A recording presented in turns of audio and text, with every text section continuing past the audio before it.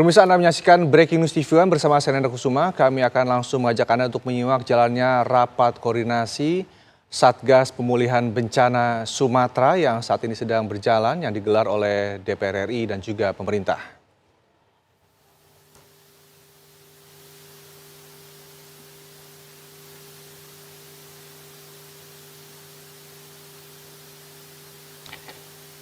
Saat ini rapat telah berjalan dari pihak DPR RI yang dihadiri oleh Wakil Ketua DPR RI, Sufmi Dasko Ahmad, dan juga sejumlah anggota lainnya, yakni Cucun Ahmad Syamsurial. Sementara dari pemerintah dihadiri oleh Menteri Dalam Negeri, Tito Karnavian, ada juga Menteri Pekerjaan Umum, Dodi Hanggodo, Menteri Kesehatan, Budi Gunadi Sadikin, dan sejumlah tokoh-tokoh lainnya juga ikut hadir dalam rapat koordinasi untuk koordinasi terintegrasi yang dan digelar di Banda lain-lain Aceh. supaya penanganan bencana Sumatera ini bisa kemudian ditangani secara skala nasional dan lebih fokus. Pemerintah kemudian sudah membentuk Satgas Percepatan Rehabilitasi dan Rekonstruksi Pasca Bencana Sumatera. Nah, tentunya Satgas ini yang mulai hari ini akan mengambil alih untuk melakukan eksekusi di lapangan, dan untuk selanjutnya Satgas Pemulihan Pasca Bencana DPR RI akan menyertai untuk kemudian menjalankan fungsinya sebagai fungsi dari DPR, tentunya membantu mengkoordinasikan Satgas pemerintah untuk mengeksekusi kebijakan-kebijakan di lapangan. Nah, untuk itu saya akan persilakan mulai saat ini kepada Pak Tito Karnavian sebagai Ketua Satgas Percepatan Rehabilitasi dan Rekonstruksi Pasca Bencana Sumatera, kemudian untuk memimpin sampai dengan selesainya bencana di Sumatera. Waktu saya persilakan. Terima kasih. Terima ini.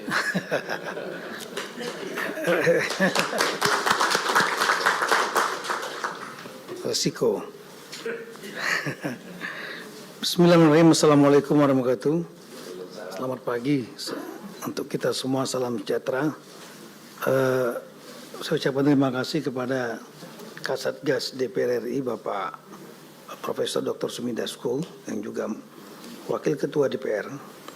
Dan saya juga menyampaikan apresiasi kepada rekan-rekan Satgas yang telah melaksanakan tugas sehingga dapat menjalankan fungsi baik pengawasan, penganggaran, dan lain-lain yang sangat diperlukan dalam rangka untuk pemulihan mitigasi bencana ini. Kami juga baru menerima Kepres itu tanggal 9. Kepres ini ditetapkan tanggal 8 Januari. Kalau boleh ditampilkan sedikit strukturnya yang mungkin ya tugasnya paling utama lah Satgas ini mempercepat rehabilitasi rekonstruksi pasca bencana. Tapi kita bekerja di tengah situasi yang masih ada tanggap darurat. Tim pengarahnya adalah ketuanya Pak Menko PMK dan anggotanya adalah semua Menko ditambah Panglima TNI dan Kapolri. Itu adalah tim pengarah. Kemudian untuk tim pelaksananya, ketuanya adalah Menteri Dalam Negeri, wakil ketuanya ada 4. Wakil ketua, halaman 95 ya. Yaitu dari Kasum TNI, Pak Richard Tambu Bolon, Kepala Badan Nasional Penanggulangan Bencana, Pak Suryanto, yang sudah menyampaikan bahwa hari ini minta maaf nggak bisa hadir tapi ada wakil. Beliau lagi akad nikah anaknya, mudah-mudahan lancar. Kemudian wakil ketua 3-nya adalah Komandan Korps Brigade Mobil, Komandan Brimob Polri, yaitu Komjen Ramdhani. Ya, kalau beliau ini sudah sering ikut operasi dengan Pak Richard Tambu Bolon, dengan saya banyak operasi yang kita lakukan sama-sama termasuk Papua. Kemudian wakil ketua 4-nya adalah Kepala Badan Pengelola Investasi Daya Angkatan Nusantara Pak Rosan. Ini memang mesin besar yang harus bergabung. Kemudian ada bidang-bidang di bawahnya. Bidang penyusunan rencana induk, rencana aksi, itu adalah Menteri PPN Kepala Bappenas bersama dengan Mendik Tinggi Sains Tek Pak Profesor Brian. Kemudian bidang penyediaan lahan, koordinatornya Menteri Agraria Tata Ruang Kepala BPN. Kemudian untuk anggotanya adalah Menteri Lingkungan Hidup dan Menteri Kehutanan. Selanjutnya jadi Pak Nusron ini tuanya, koordinator lahan nih. Kemudian untuk pengelolaan data, koordinatornya adalah Kepala BPS Ibu ini, anggotanya Kepala BIG, Kepala BMKG, BRIN, dan Dirjen Dukcapil Kemendagri untuk data Dukcapil. Untuk bidang komunikasi publik, Menko Kom Digital dan Kepala Badan Komunikasi Pemerintah. Sedangkan untuk infrastruktur, saya ulangi, ada yang terlewat tim pengarah. Selain Menko, Panglima TNI, Kapolri, juga di situ ada Bapak Purbaya. Saya lupa nyampaikan. Nih, kualat nih kalau nggak nanti nih. Karena kalau beliau ngambek kita mau rapat sampai malam juga, percuma juga kita nanti. Iya, iya, nggak ada PT-nya. Kemudian untuk bidang infrastruktur, Menteri PU ada Bapak Dodi, terima kasih sini. Juga Menteri Perhubungan. Kemudian bidang pemukiman, koordinatornya adalah Menteri PKP Bang Ara. Selamat pagi buat Bang Ara. Kemudian didukung oleh Menteri Des Pembangunan PDTT Pak Yandri. Bidang sosial, Menteri Sosial dengan anggota Mendikbudristek, Menteri Kesehatan, Menteri Agama, Kebudayaan, Menteri PPA. Kemudian bidang energi dan konektivitas, Menteri Energi dan Sumber Daya Mineral, Kepala Badan Pengaturan Badan Usaha Milik Negara. Bidang ekonomi pangan, koordinatornya Mentan Pak Amran, anggotanya Menteri Industri, Menteri KKP, Menteri Perdagangan, Menteri UMKM, kemudian Menteri Ekonomi Kreatif, ini orang Aceh juga nih. Dan terakhir bidang tata kelola pemerintahan, Menpan RB bersama Wakil Menteri Dalam Negeri, yang mungkin akan saya tunjuk adalah Bapak Bima Arya. Nah, kemudian setelah kami menerima surat ini, Kepres ini, kami sudah melakukan 2 kali rapat yang cukup intens. Meskipun sebelumnya tentu sudah memiliki pemahaman lapangan dari sebelum adanya Kepres ini. Jadi 2 hari lalu kami rapat dengan Menteri PU, kemudian juga dengan Menko Pak Partretino dan Seskap dan Pak Richard Tambubolon tentang apa-apa yang akan kita kerjakan, brainstorming. Kemudian saya kemarin lengkap rapat, mungkin Pak Khalid juga monitor, Pak Saprizal monitor, dari jam 7.30 sampai dengan hampir jam 5 sore. Kita rapat dengan 3 gubernur, 52 kabupaten, bupati dan wali kota. Kita ingin memetakan, selama ini kita sudah tahu bahwa asumsi kita ada daerah yang sudah pulih sebetulnya, ada yang setengah pulih, ada juga yang memang belum pulih. Jadi kami bagi ada 3 kelompok kira-kira. Yang normality, pemulihan ini kan artinya normality, normalize. Jadi yang sudah normal atau mendekati normal, satu kelompok, yang setengah normal, dan yang belum normal, kira-kira gitu. Ini penting untuk biasa kalau dalam ilmu strategi perang itu, know your enemy, know yourself, and you will win in 1,000 battles. Jadi mengetahui dulu permasalahan enemy. Enemy kita lah persoalan gitu. Soalan pasca bencana. Kita akan memetakan sehingga kita bisa menerapkan strategi kemana kita akan yang sudah mendekati normal dipoles-poles di bantuannya. Kalau yang setengah normal sedikit agak serius, dan kalau paling serius, paling fokus menurut saya, ntar salah lagi. Paling fokus adalah yang belum normal. Nah, itu kita selama ini berasumsi ada 12 dari 52 kabupaten kota yang terdampak, itu ada 12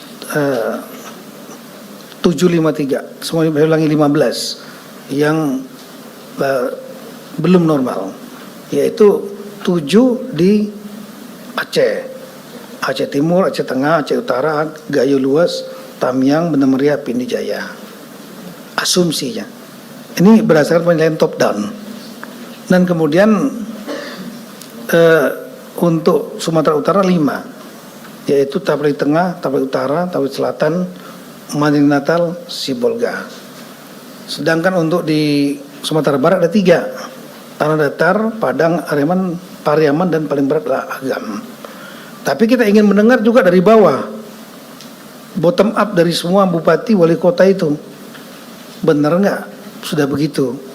Nah ternyata ada beda-beda juga, ada yang beda, ada yang kita nggak duga ternyata perlu atensi, ada yang kita nggak atensi ternyata nggak perlu, mereka udah selesai. Sehingga kita mendengarkan mereka paparan berdasarkan variabel indikator pemulihan yang saya buat kemarin. Nah dari situ inilah kira-kira beberapa variabelnya. Nah tapi ini nanti ditampilkan.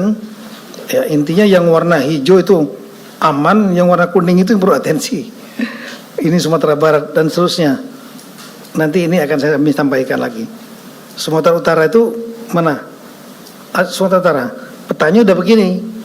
Yang perlu kita waspadai yang kuning.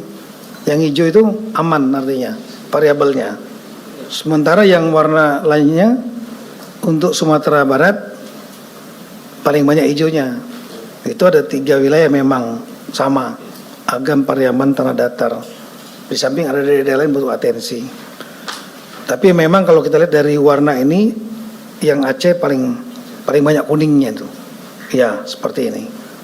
Nah kemudian dari 2 kali rapat tersebut dan dari studi empirik yang kami lakukan pada saat di lapangan semenjak kita turun, itu saya merencanakan itu setelah ini ada beberapa poin yang harus yang akan dikerjakan oleh Satgas dan mohon dukungan dari Satgas DPR. Yang pertama kami sependapat dengan Satgas, temuan Satgas DPR. Yang pertama adalah pemberian lumpur harus dipercepat.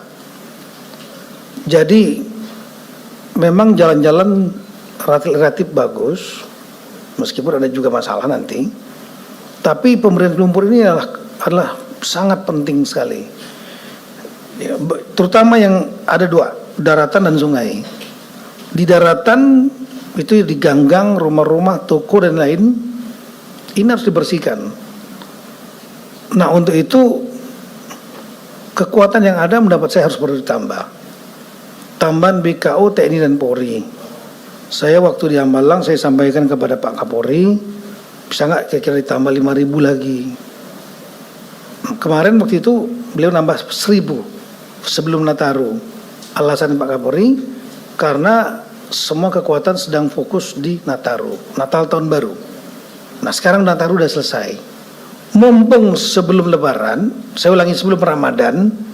Sebelum Ramadan, kalau Ramadan capek nanti kerja. Fisik ini kerjanya fisik ini. Jadi harus digenjot di time window ini, di periode waktu ini.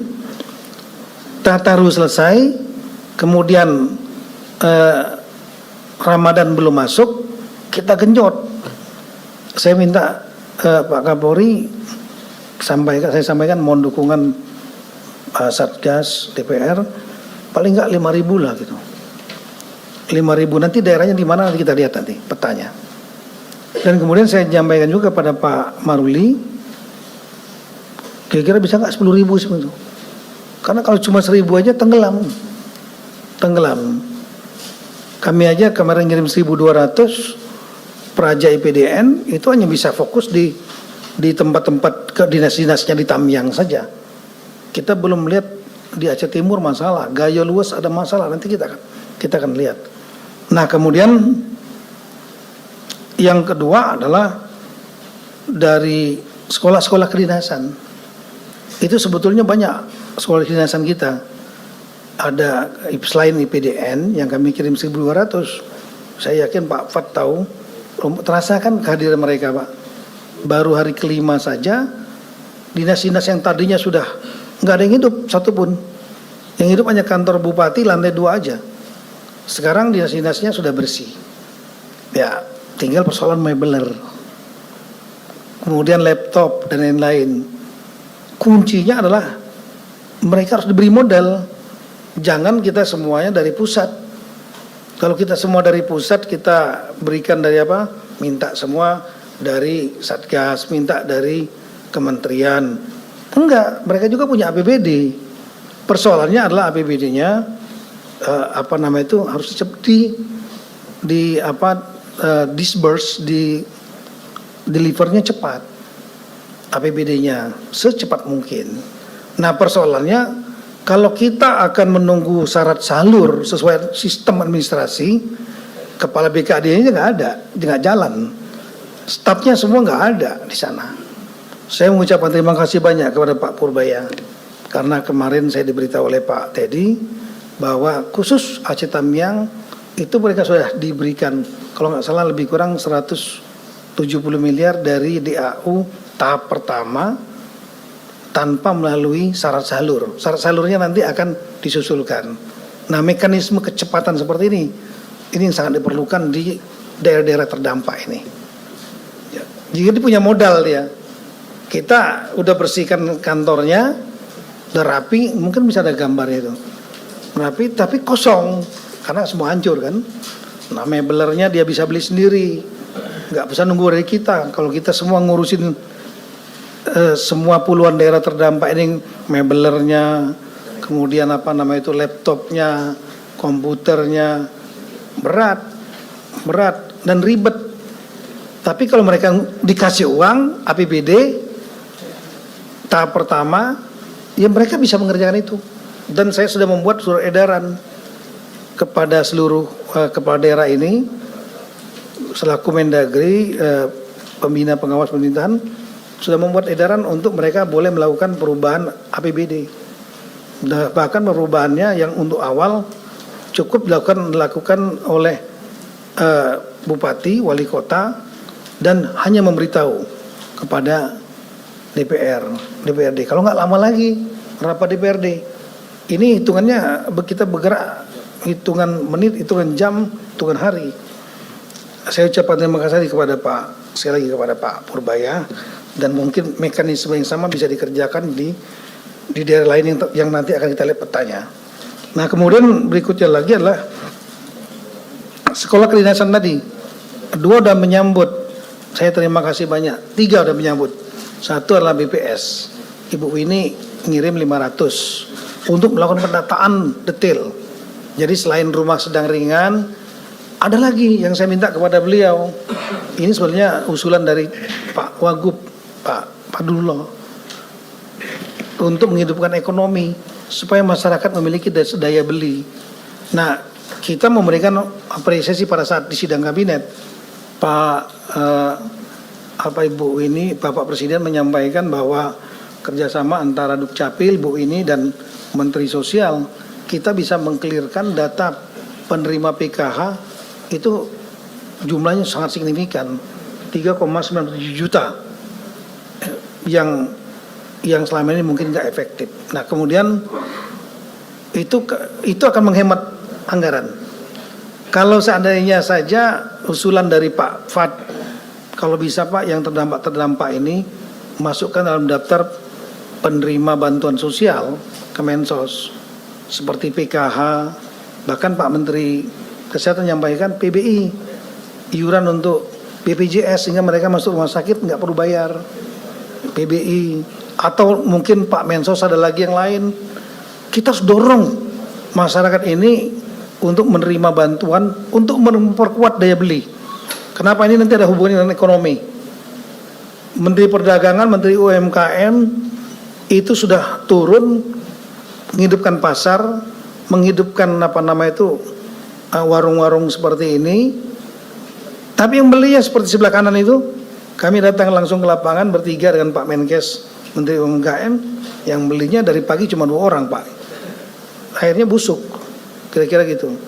Nah, kalau mereka diberikan bantuan BLT, ya, itu otomatis mereka punya daya beli dan ini akan terjadi putaran uang. Kemudian sekolah-sekolah yang lain selain BPS, tapi Ibu jangan lupa, Ibu waktu mau berangkatkan sudah saya sampaikan ini harus diekspos supaya apa? Kenapa kita terlihat mobilisasi nasional itu lakukan? Selama ini mobilisasi dilakukan, tapi mungkin nggak terekspos di media, ya, nggak terekspos di media, akhirnya seolah kita bekerja seadanya. Kalau enggak, mobilisasi dilakukan oleh Presiden semenjak hari pertama, tapi ini harus dimunculkan. TNI banyak sekali yang dimunculkan, Polri banyak sekali BKO-nya, pesawat berapa puluh, heli berapa, tapi eksposnya mungkin yang kurang. Nah, sehingga ya dimulailah dari kemarin PDN, BPS, dan kemudian berikutnya lagi adalah Pak Menteri KKP.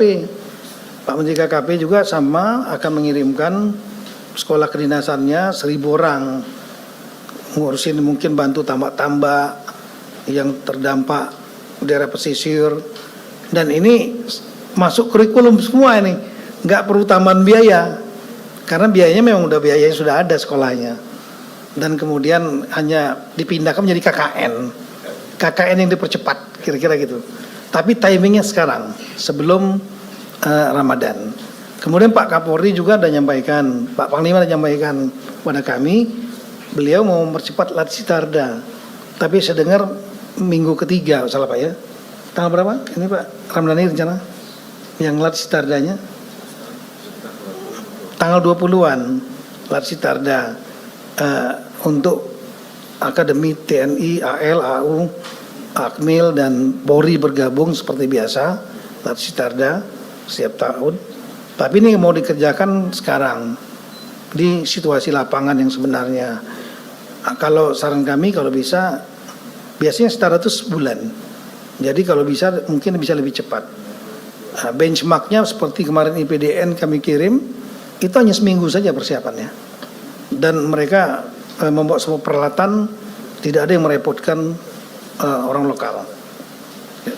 Ini kalau bisa dikeroyok rame-rame, tambahan Polri, TNI, kemudian sekolah kedinasan, bergerak semua, mobilisasi dilakukan, saya sangat yakin sekali daerah-daerah yang banyak lumpur ini, itu akan segera bersih, termasuk sampai ke rumah-rumah. Nah setelah itu, selain itu memang paralel sungai. Tolong bisa gambarkan seperti Sungai Tamiang yang sebelah kiri. Sebelah kanan kan itu sungai-sungai kecil, nanti masuk ke Sungai Tamiang yang besar. Sungainya muaranya sudah seperti itu, tumpukan sedimen yang luar biasa banyak, dan itu malah menjadi memblok aliran dari sungai mau ke laut. Akibatnya apa yang terjadi? Kalau hujan dikit saja, airnya tumpah ke kanan kiri, menimbulkan banjir baru. Nah ini kami dengar yang Bapak Presiden dan penugasan khusus kepada Wakil Panglima TNI. Nah, kami juga ada kontak lewat Pak, langsung juga berupa Panglima TNI, Wakil Panglima Pak Tandio, dan juga dengan Pak Richard nanti juga menjadi kontak person yang utama sama-sama TNI AD. Ini tapi yang perlu kita datang nggak hanya sungai itu, termasuk sungai-sungai yang lain seperti Merdu mungkin, yang itu sedimentasinya tinggi dan harus segera untuk dilakukan pembersihan. Dan saya dengar pembersihannya, saya sudah mengusulkan waktu kita di Tamiang, tidak hanya menggunakan peralatan yang alat berat biasa, tapi adalah kapal yang biasa, dredger yang biasa untuk menarik, mengerok gitu. Nah, Pak Menteri PU sudah sangat paham mengenai itu saya kira. Nah ini yang ketiga adalah yang kedua adalah perbaikan akses darat. Ini akan kami kerjakan. Nah kami sudah melakukan pendataan. Tugas ini utamanya adalah PU TNI, Polri, dan Tentara. Ini bagian tugasnya. Akses darat ini apapun harus dilakukan. Karena kunci ini untuk mobilitas orang dan barang. Kalau akses daratnya lancar seperti Sumatera Barat, ya, Sumatera Utara, nggak masalah. Karena pengiriman barang, logistik, pasukan, peralatan, apapun juga dengan mudah bisa dilakukan. Tapi di Aceh masih banyak masalah nih. Kemudian yang ketiga lah pengurangan pengungsi. Menurut kami ini penting, simbol dari percepatan pemulihan. Karena makin dikit pengungsi yang di tenda-tenda, maka akan lebih mudah, akan menunjukkan bahwa situasi sudah mendekati normal. Nah, kalau kita melihat kuncinya data kerusakan rumah, ringan, sedang, berat, huntap. Nah, kita lihat data pengungsi. Coba lihat ini, data yang bukan yang ini, yang jumlah. Nah, ini. Jadi kalau kita lihat data ini, memang ada dua versi data sementara dari PKP dan juga dari BNPB. Ya, saya izin tanpa menafikan Bang Ara, dari Menteri, saya coba ambil yang BNPB aja sebagai contoh saja. Itu yang rusak ringan total 76.000 bawah itu. Yang sedang 45.000, artinya sudah 120.000. Rusak berat 53.000. Kalau saja kita bisa ada skemanya untuk rusak ringan sedang ini diberikan ringan 15 juta, sedang 30 juta. Artinya kalau mereka sudah terdata oleh pemerintah daerah dan kemudian di SK-kan oleh bupati, validasinya hanya sampai tingkat kabupaten. Ya, mohon izin Ibu BPKP. Dan kemudian setelah itu ditandatangani juga oleh Kapolres dan. Baik pemirsa, kita sudah simak bersama bagaimana jalannya rapat koordinasi pemulihan bencana Sumatera antara pemerintah dan juga DPR RI. Dalam pernyataan kita sudah simak bersama bahwa Tito Karnavian, Mendagri menyatakan bahwa proses pemulihan di Sumatera saat ini terus berlanjut dan termasuk dalam proses perbaikan infrastruktur yang terus dikebut oleh pemerintah dan juga pemberian bantuan bagi warga yang terdampak oleh bencana Sumatera.